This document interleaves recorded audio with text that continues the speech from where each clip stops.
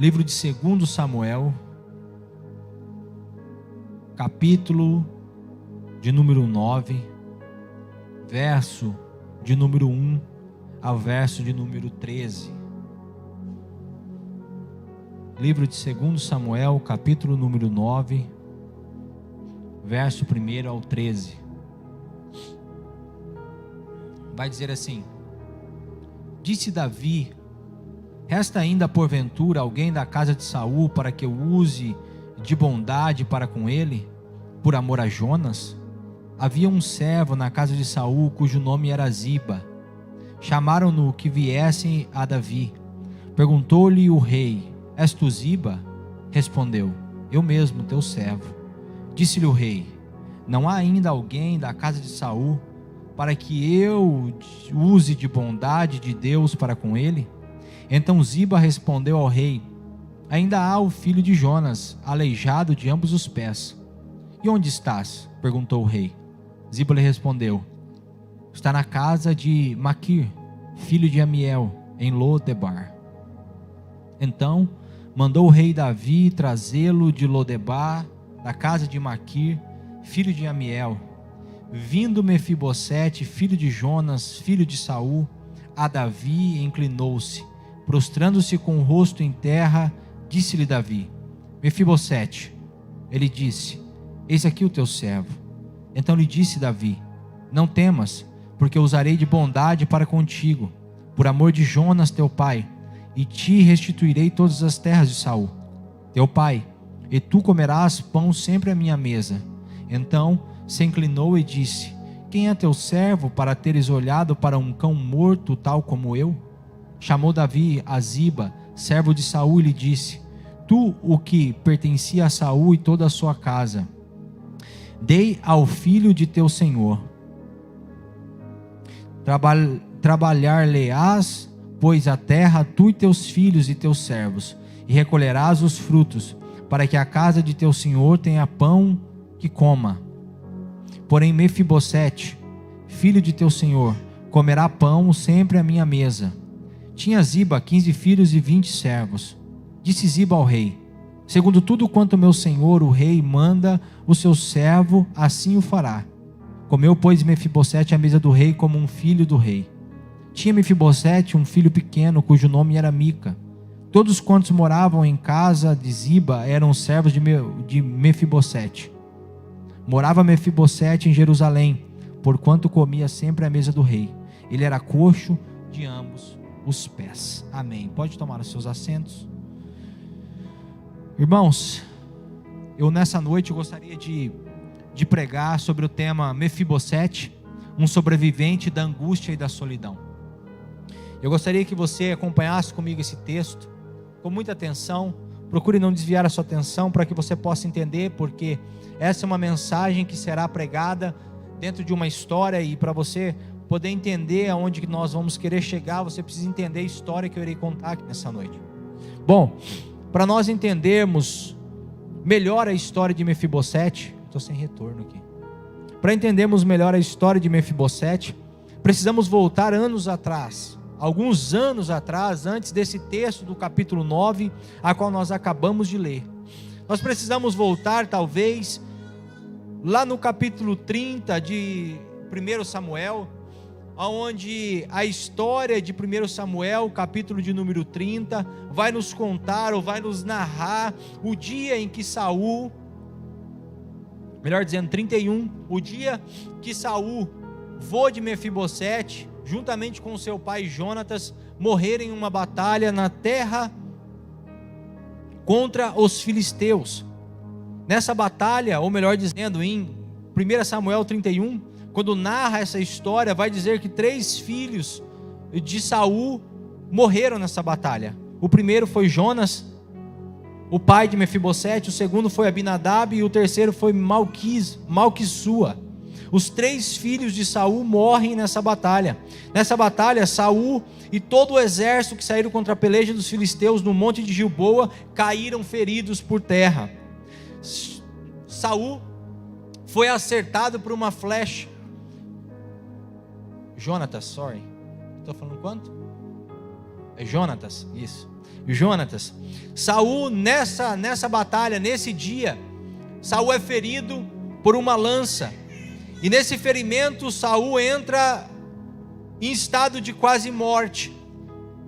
E ao Saul olhar para todo o terreno do campo de batalha e perceber que ali havia morrido os seus 3 filhos, que ali o seu exército havia caído, que ali não havia mais solução ou como ele fugir das mãos dos filisteus, ele pede para o seu escudeiro para que tirasse, desembainhasse a espada e matasse ele ali no campo de batalha, porque ele não queria ser morto ou não queria ser capturado pelas mãos dos filisteus.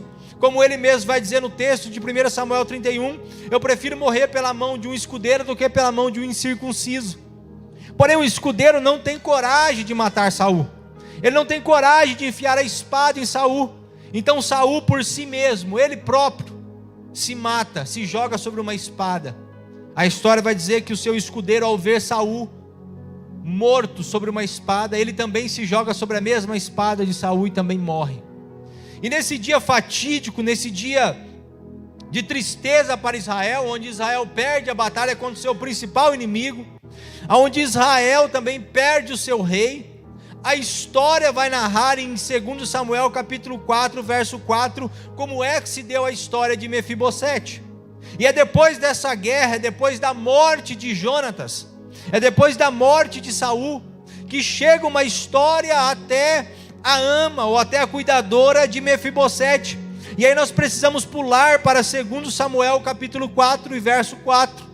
E em 2 Samuel capítulo 4, verso 4, vai dizer assim: Jonatas, filho de Saul, tinha um filho aleijado dos pés, era da idade de 5 anos, quando Jezreel chegaram as notícias da morte de Saul e de Jonatas. Então sua ama o tomou e fugiu. Sucedeu que, apressando-se ela a fugir, ele caiu e ficou manco, ou melhor, ficou coxo, ou ficou paralítico. Seu nome era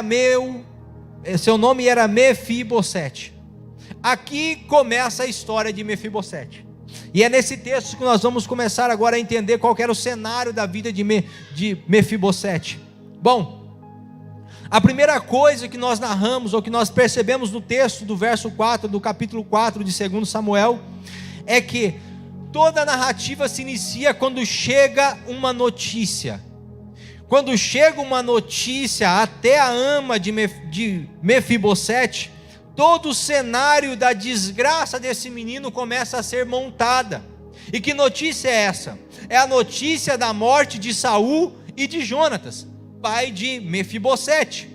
E numa notícia de morte, numa notícia como essa, alguns sentimentos passam na vida daquele que ouve. E o primeiro sentimento que passa na vida de quem recebe uma notícia de que um parente, de que alguém próximo morreu, é o sentimento de dor. O segundo sentimento é o sentimento de desespero. O terceiro sentimento é o sentimento de abandono. O quarto sentimento é o sentimento de incapacidade de se cuidar, de se proteger, de se sustentar. No caso de Mefibosete, talvez com 5 anos ainda não, mas a ama que cuidava do menino, sim. Quinto sentimento é o sentimento de medo. Sexto sentimento, estagnação, ausência motivacional para seguir em frente. No medo, ela tinha medo de que como seria o momento dela com o menino daquele momento, da morte de Jonatas para frente. E sétimo, é no estágio mais profundo que vem a nós o desejo de encontrar aqueles que se foram. Nos 2 primeiros estágios de sentimento daqueles que perdem alguém próximo, um ente querido, no sentimento de dor e de desespero, é o sentimento que vai determinar como se dará os próximos sentimentos que surgirão na nossa vida. Porque é na dor e no desespero que nós podemos perceber a ação, o ato que se desenrolará na história. Aquela mulher, quando recebe a notícia, quando ela percebe que morreu Saul e Jonatas, e que provavelmente os inimigos viriam até ela, atrás de Mefibosete, porque ele também era um herdeiro do trono, ela, movida pelo medo, e pelo desespero, ela pega o menino, no ato desesperado dela, junta o que ela podia e sai correndo do arraial. E nesse ato de desespero dela, ela derruba o menino e o menino quebra os 2 pés. E daí para frente é que a narrativa vai se desenrolar em torno do menino, não é uma narrativa muito boa. E a primeira coisa que eu aprendo com o texto, eu gostaria de compartilhar com vocês, é que no momento de desespero, no momento de vulnerabilidade nossa, nós podemos colocar nas mãos de pessoas despreparadas o nosso futuro.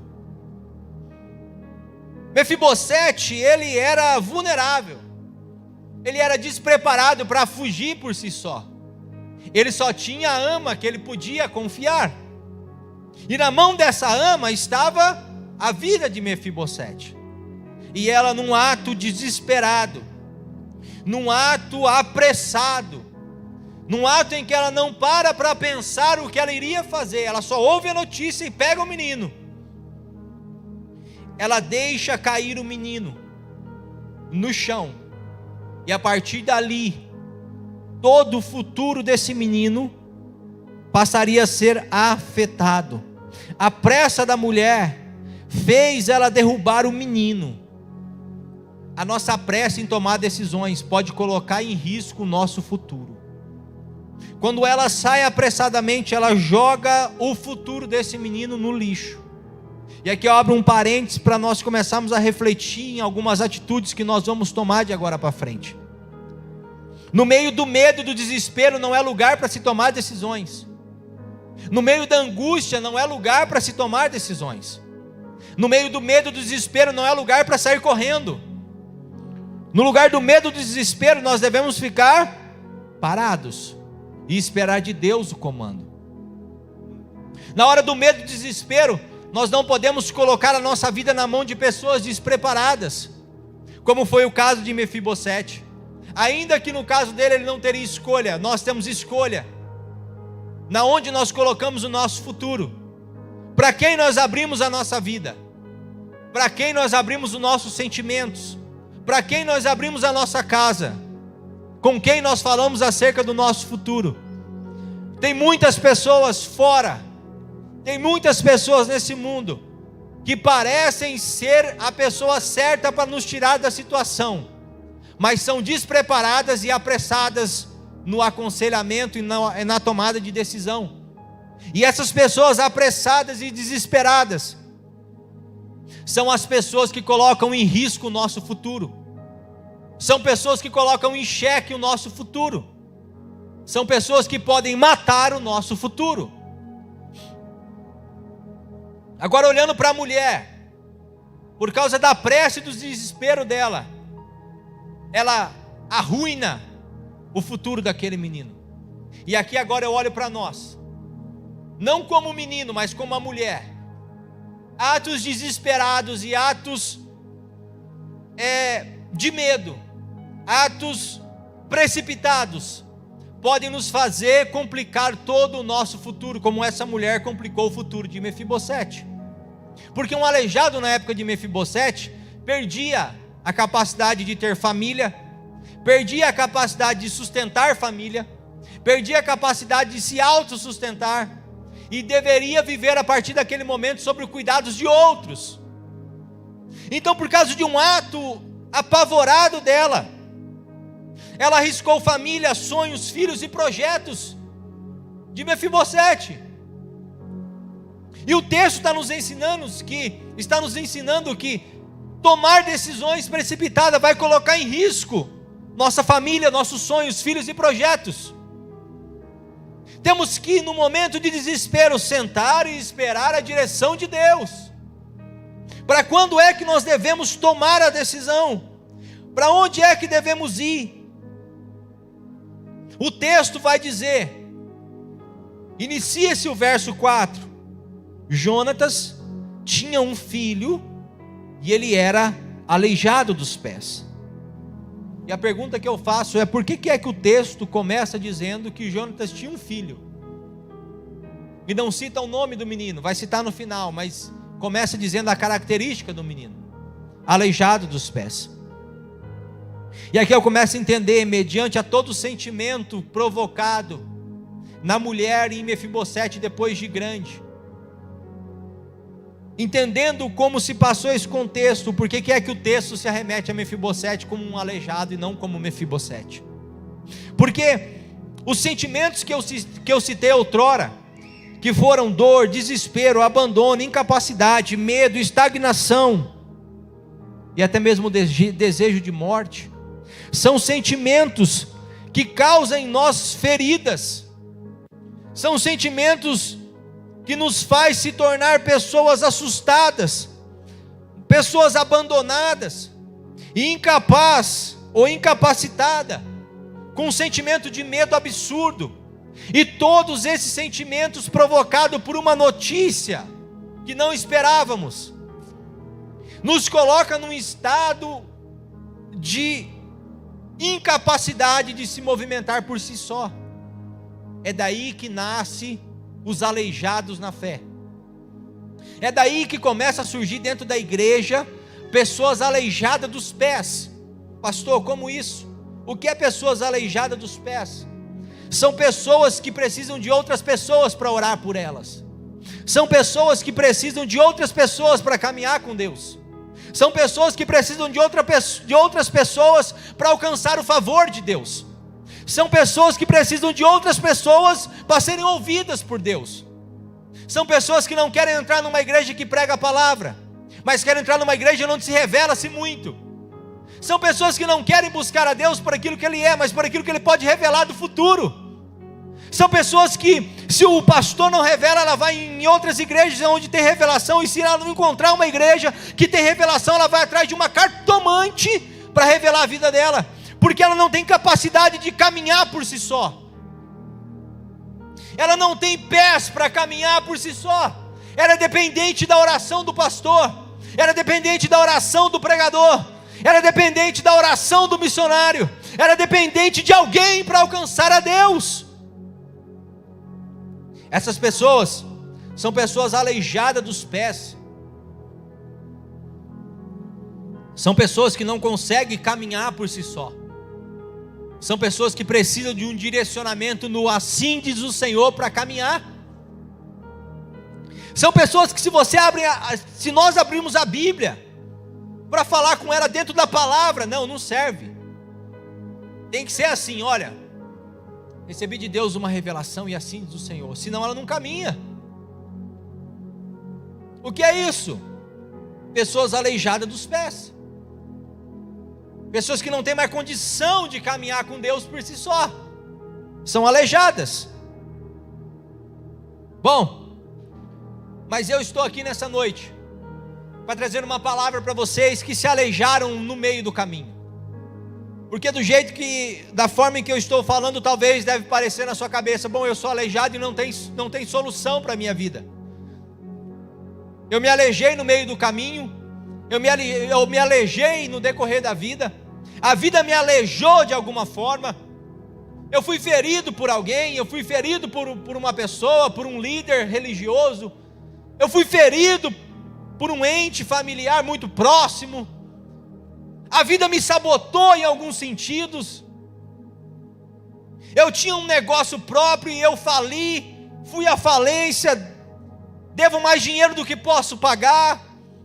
A situação da vida me aleijou na presença de Deus e eu não tenho solução. Eu vim aqui nessa noite para trazer uma palavra profética para a sua vida. Assim como está escrito em Mateus capítulo 11, verso 4 e verso 5, vai dizer assim: Jesus respondeu: voltem e anunciem a João o que vocês estão ouvindo e vendo aqui. Os cegos veem, os aleijados andam, os leprosos são purificados, os surdos ouvem, os mortos são ressuscitados, e as boas novas são sendo pregadas aos pobres.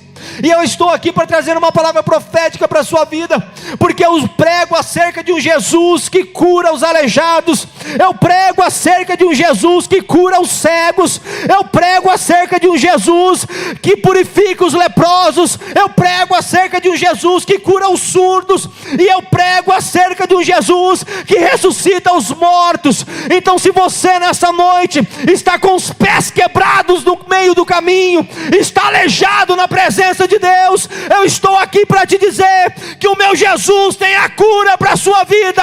Você não vai ficar aleijado no meio do caminho. Acredite, pega essa palavra em nome de Jesus Cristo.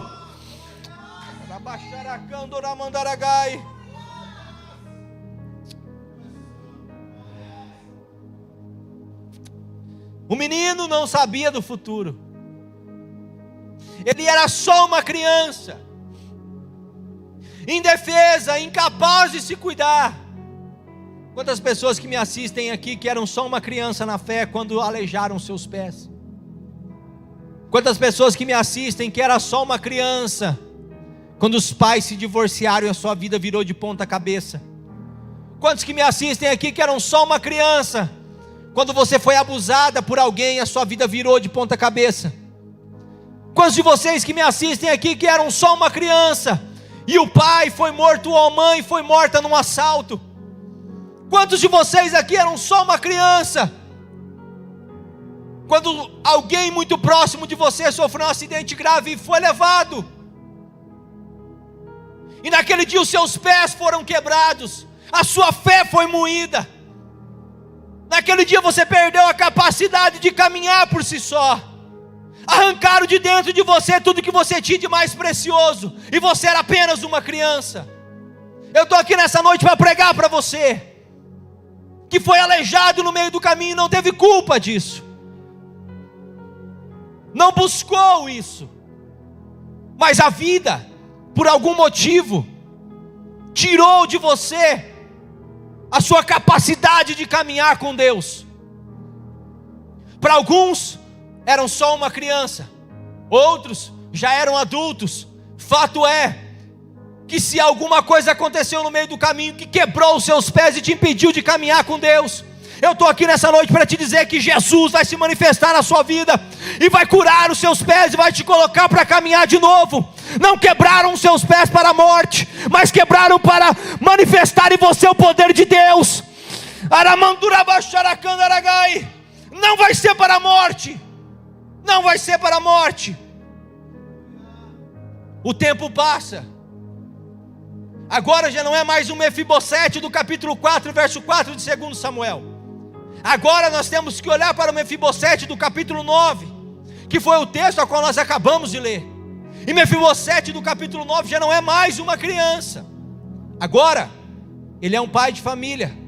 Agora ele já é um adulto, porém ainda com os pés quebrados. O menino que quebrou os pés com 5 anos agora é um adulto, porém com os pés quebrados. Meus irmãos, o que tem de crentes e não crentes nesse mundo, que quebraram os pés da fé ainda quando criança, que quebraram ainda quando criança o sentimento de filho para com Deus, e nunca mais recuperou a fé em Deus de novo. Agora é um adulto, porém com os pés quebrados. O que mudou? Nada. A diferença é que agora não somos mais crianças, porém ainda assim somos adultos dos pés quebrados. No capítulo 9, a qual nós acabamos de ler, vai nos citar alguns personagens, e eu gostaria de destacar aqui 4 personagens e dar um significado para cada um deles. O primeiro personagem citado no capítulo 9 é o rei Davi. E o rei Davi aqui aparece como a figura de Deus, nosso Pai. Jonathan é a figura também apresentada no texto como pai de Mefibosete, mas que também figura a memória. E você vai entender por que é que ele figura a memória.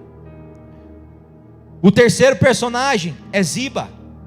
E aqui Ziba é figurado como o agenciador do milagre de Mefibosete. Ora, também temos o quarto personagem, e tão importante quanto Davi. O nome dele, Mefibosete. Aqui, como uma figura a ser presenteada e lembrada. Bom, Olhando o verso 1 do capítulo 9, o texto vai dizer: disse Davi: resta ainda, porventura, alguém da casa de Saul, para que eu use de bondade para com ele, por amor a Jonatas. Duas palavras importantes no verso 1 que nós devemos levar em consideração: primeiro, bondade, e segundo, amor. Davi, como uma figura do próprio Deus, quer agir em bondade e em memória ao amor. O que eu quero dizer com isso? Primeiro, Deus é um Deus de memória. Deus é um Deus de memória. Deus não se esquece de nenhum ato bom que nós fazemos na nossa vida. Deus também não esquece de nenhuma aliança que Ele fez conosco. Perceba que Jonatas é a memória. Jonatas não está mais na terra. Jonatas morreu. Porém, a memória da aliança ainda continua viva. Onde eu quero chegar com isso, meu irmão? Ei, há muito tempo atrás, Deus te fez uma promessa. Há muito tempo atrás, Deus fez uma aliança, talvez com seu pai, com seu avô. E você ainda não colheu frutos dessa aliança. Mas deixa eu te dizer uma coisa: o meu Deus é um Deus de memória. O meu Deus é um Deus de lembrança.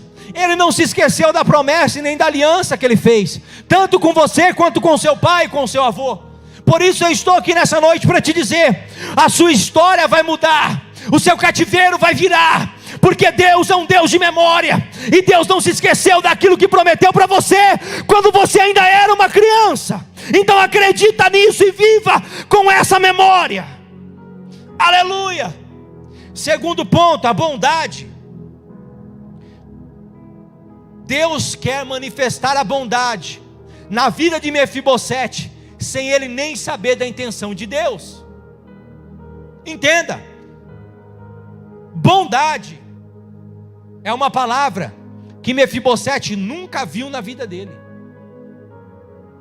Desde que ele é uma criança, ele sofre a vida dele toda. Mefibosete nunca conheceu o significado de bondade, mas Deus conhecia o coração de Mefibosete. E Mefibosete não sabe que o rei está procurando por ele. Mefibosete não sabe que o rei está querendo agir de bondade para com ele. Pelo contrário, ele está em Lo-debar. Nós vamos chegar lá. Aqui eu abro outro parênteses para te dizer uma coisa: ainda que você não está vendo Deus agir a teu favor, Deus já está agindo com um plano de bondade para com a sua vida.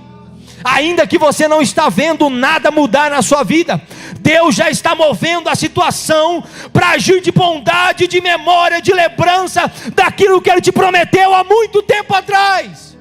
Não desista, não largue a fé, não abandone a fé. Bom, Mefibosete ainda está em Lo-debar. E estando em Lo-debar, ainda não fazia ideia do que o rei tinha para ele. Bom, verso 2 ao 5, vamos ler comigo. Havia um servo na casa de Saul, cujo nome era Ziba. Chamaram-no que visse a Davi. Perguntou-lhe o rei: és tu Ziba? Respondeu: eu mesmo, teu servo. Disse-lhe o rei: não há ainda alguém da casa de Saul para que eu use de bondade de Deus para com ele? Então Ziba respondeu ao rei: ainda há o filho de Jonatas, aleijado de ambos os pés. E onde está? Perguntou-lhe o rei. Ziba lhe respondeu: está na casa de Maquir, filho de Amiel, em Lo-debar. Vamos entender algumas coisas desse texto a qual acabamos de ler.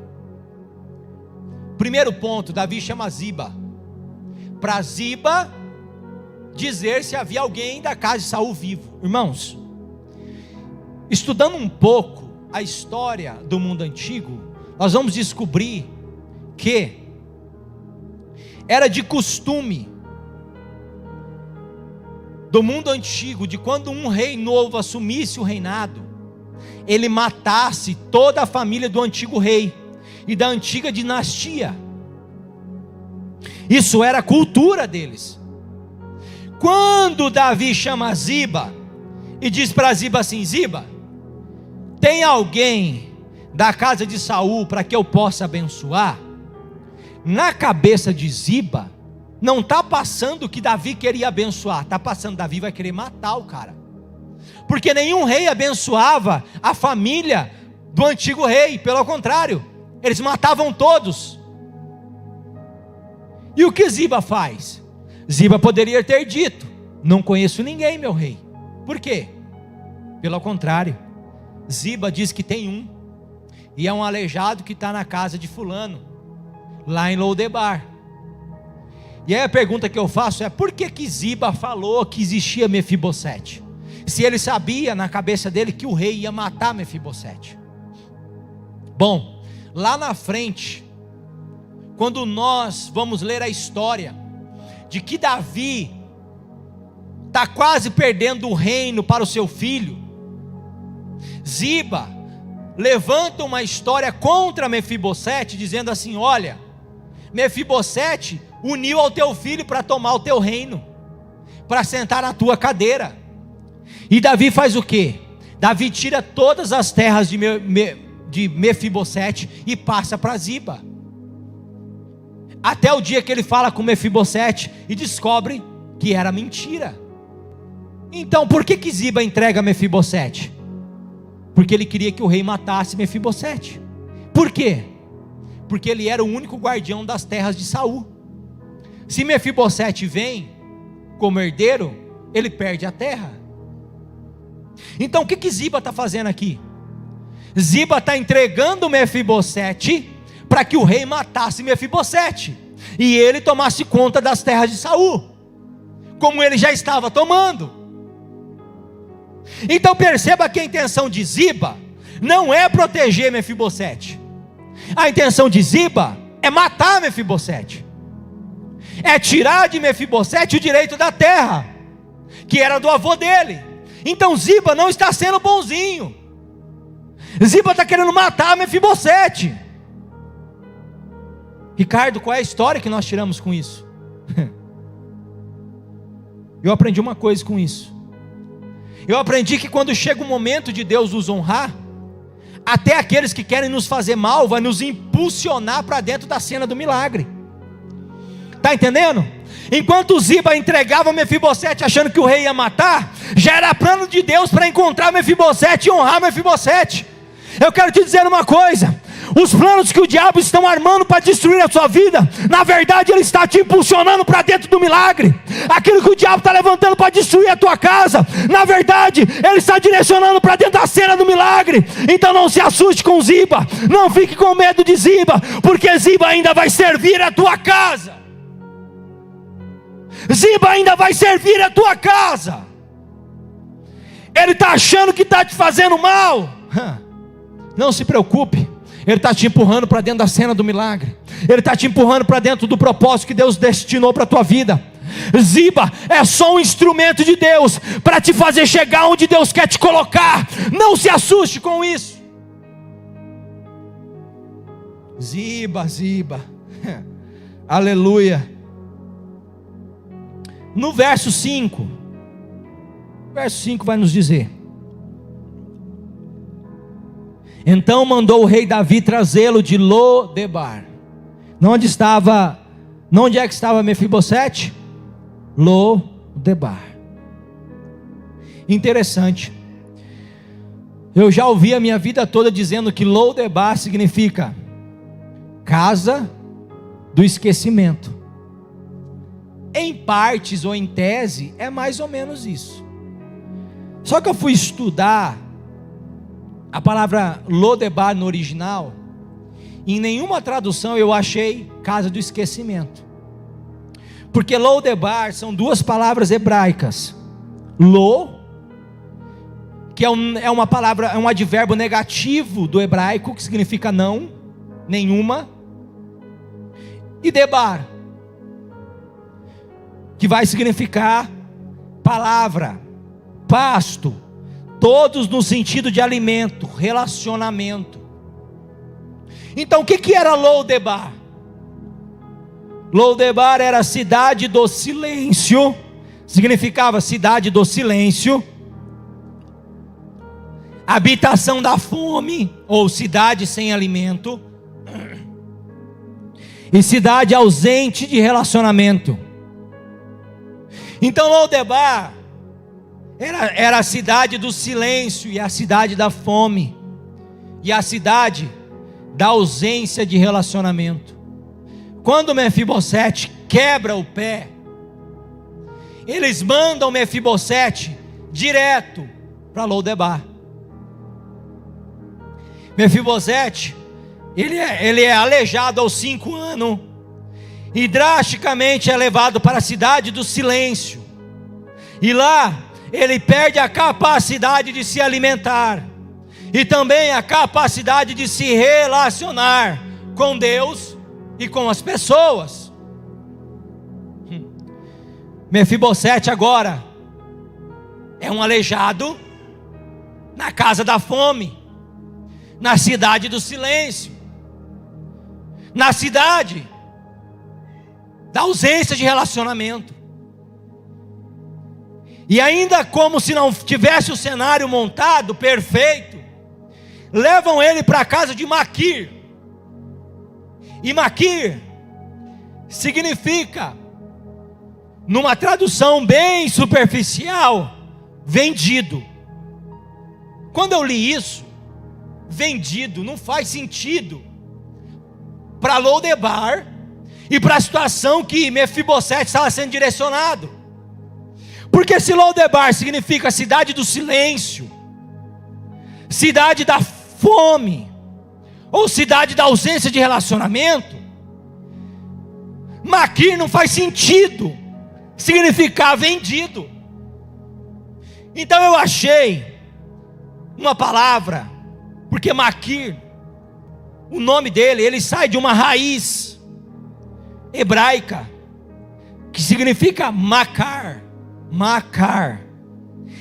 E dentre alguns significados desse nome, um deles é bem peculiar, e significa ser dado à morte. Preste atenção nisso. O nome do homem a qual Mefibosete vai morar na casa dele significa ser dado à morte. Mefibosete, ele é direcionado para a cidade do silêncio, para morar na casa da morte.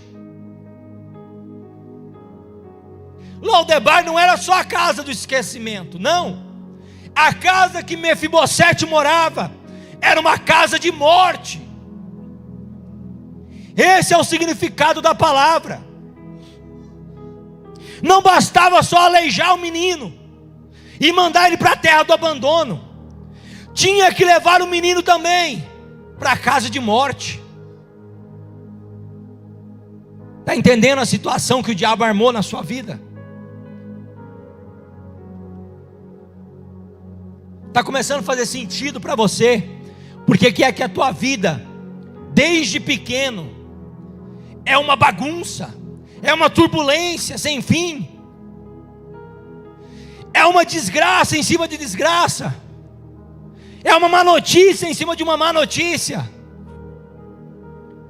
É porque você foi levado para Lo-debar, e lá não tem alegria, lá não tem esperança, lá não tem mesa farta, lá não tem amigos, porque a cidade também é ausente de relacionamento. Lá você não tem amigos,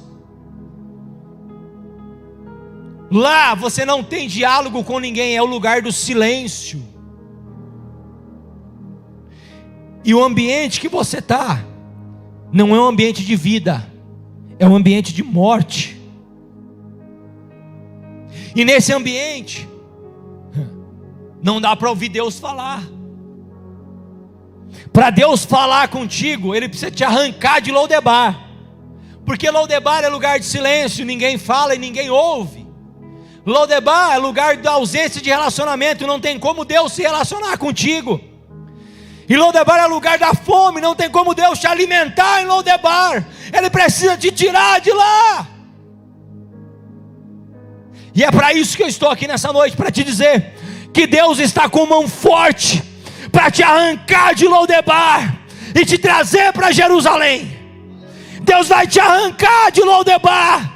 Aí não é lugar para você. O diabo te levou para ir para te matar, mas Deus está dizendo: eu vou te arrancar de Lodebar.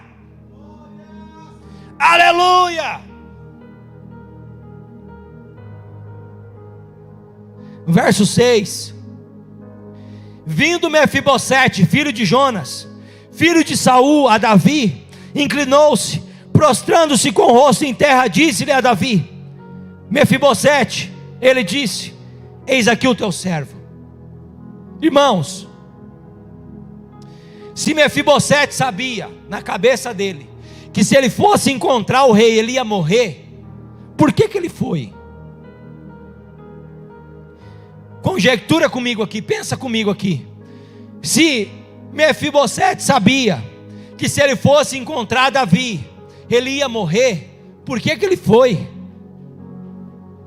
É simples.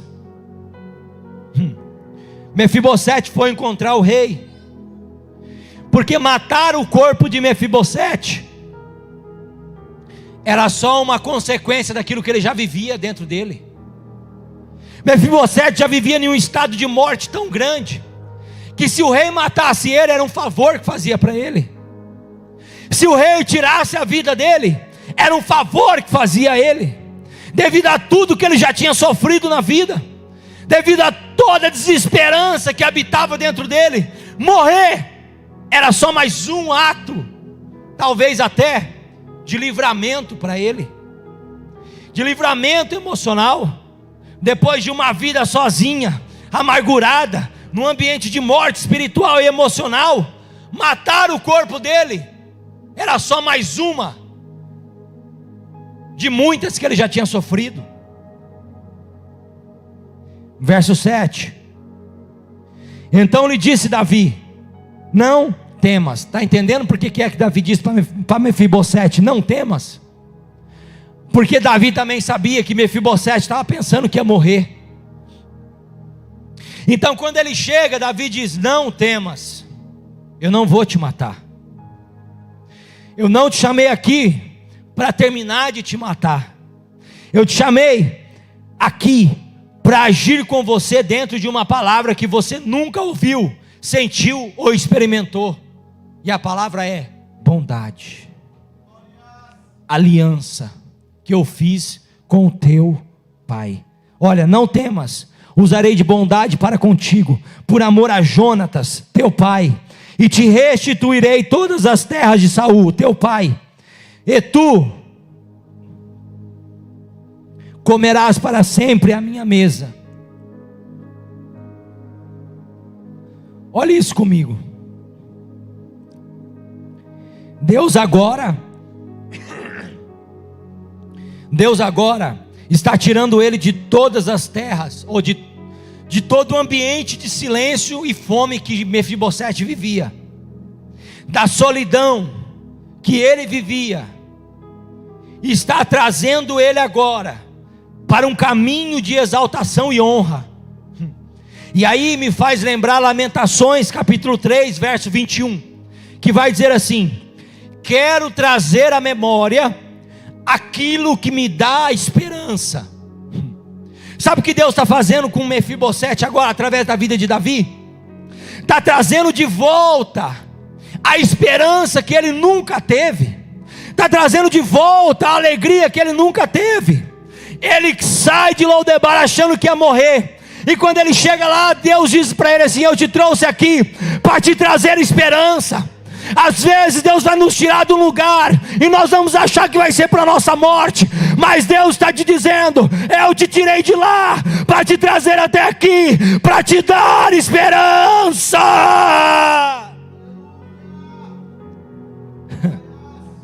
Deus é um Deus de esperança. Deus é um Deus de esperança. Aleluia. E ele ainda vai dizer assim, no verso 7: restituirei as suas terras do teu pai, e tu comerás para sempre a minha mesa. A minha mesa. Agora, o aleijado sai da terra da fome. O aleijado sai da terra do esquecimento para a mesa e o banquete do rei. Ele sai de uma mesa que ele não tinha nada para comer, para uma mesa que tem a maior variedade de comida do mundo dele. Agora, ele vai comer coisa que ninguém no reino vai comer. Ele vai participar de banquete que ninguém no reino vai participar. Ele saiu de uma mesa vazia para comer comida que ninguém mais vai comer, a não ser ele, o rei, e os filhos do rei. Está entendendo o que é que Deus vai fazer na tua vida? Vai te tirar de um lugar que você não tinha nada e vai te levar para um lugar onde há um banquete preparado para a sua vida. E você vai olhar aquilo e falar assim: até ontem eu estava passando fome, até ontem eu não tinha o que comer, até ontem eu não tinha alegria, até ontem eu não tinha esperança, até ontem não havia solução para mim. Agora eu tenho um banquete diante da minha presença, porque Deus preparou tudo com cuidado e carinho. Aleluia. Verso 8: então se inclinou-se e disse: quem é o teu servo para teres olhado para um cão morto, tal como eu? Mefibosete só está expressando o que ele sentia acerca dele mesmo. Mefibosete olhava para ele aleijado, dependendo dos outros, e dizia: eu não passo de um cão morto. Quem sou eu como um cão morto para alcançar a misericórdia do rei? Quem sou eu para alcançar tal misericórdia? Olha comigo agora, e a resposta vem, verso 11. Olha o que a Bíblia diz para Mefibosete. No verso 11, o final do verso, vai dizer assim: comeu, pois, Mefibosete à mesa de Davi, como um filho do rei. Não, você não entendeu. No verso 8, Mefibosete está dizendo: eu sou um cão morto. No verso 11, Deus está dizendo: não, você é como um filho para mim. Meus irmãos, pare de agir como um cão morto diante de Deus. Deus está dizendo aqui para você: você não é um cão morto, você é como um filho para mim, você é como um filho para Deus. Levanta a cabeça dessa situação, olha para o céu, porque lá tem um pai te esperando para você sentar à mesa com ele. Aleluia. Essa é a forma que Deus te vê. Verso 10: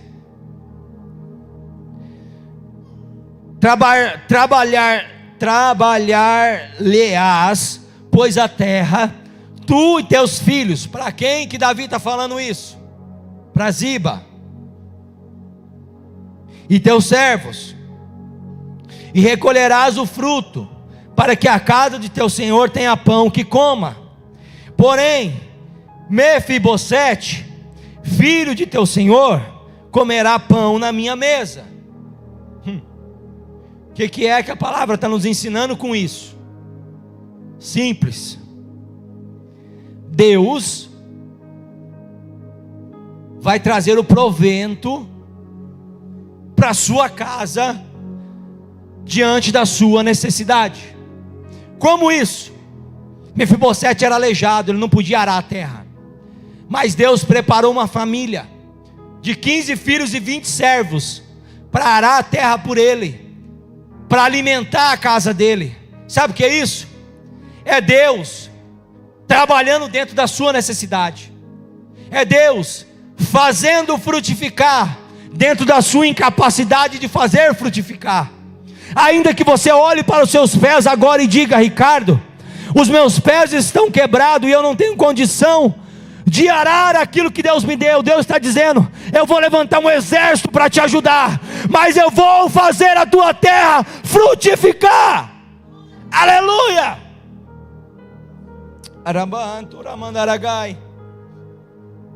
E eu encerro com o verso 13. O verso 13 diz assim: morava Mefibosete em Jerusalém, porquanto comia à mesa do rei. Ele era coxo de ambos os pés. Perceba que o texto termina dizendo ainda que Mefibosete era coxo dos pés. Porém, todavia, no entanto, o fato dele ser coxo não fazia dele mais um morador de Lodebar. O fato dele ser coxo não tirou ele da mesa do rei. O fato dele ter os pés quebrados não diminuiu a exaltação de Deus na vida dele. Deixa eu te dizer uma coisa: você que é cheio de defeito como eu, você que é cheio de falha como eu, que até tem os pés coxos, Deus não vai deixar você em Lodebar por causa disso. Deus não vai impedir você de sentar na mesa com o rei.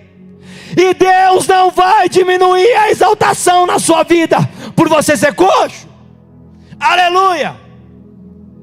Jerusalém, lugar da manifestação da presença de Deus e habitação do Senhor. Lodebar, terra do silêncio. Aonde Deus não fala, ele sai da terra de onde Deus não fala e vai para o lugar onde Deus se manifesta. Está entendendo? Ele sai de Lodebar, a terra da fome, para a cidade onde há o banquete do rei. Ele sai da terra da solidão para a terra onde Deus habita. Ele sai de uma terra onde não tinha ninguém para o lugar onde Deus mora. Deixa eu te dizer uma coisa: Deus vai te arrancar de Lodebar e vai te colocar no lugar da sua habitação. Aleluia! Ele sai da casa de Maquir, casa de morte, para Jerusalém, a casa de Deus. Aleluia! Aleluia! Deus vai te arrancar da casa de morte, vai te trazer para a casa de vida. Deus vai te arrancar de Lodebar, terra do silêncio, e vai te trazer para um lugar onde você possa ouvir a voz de Deus. Vai ser um lugar palpável. Lodebar nunca mais. Lodebar nunca mais.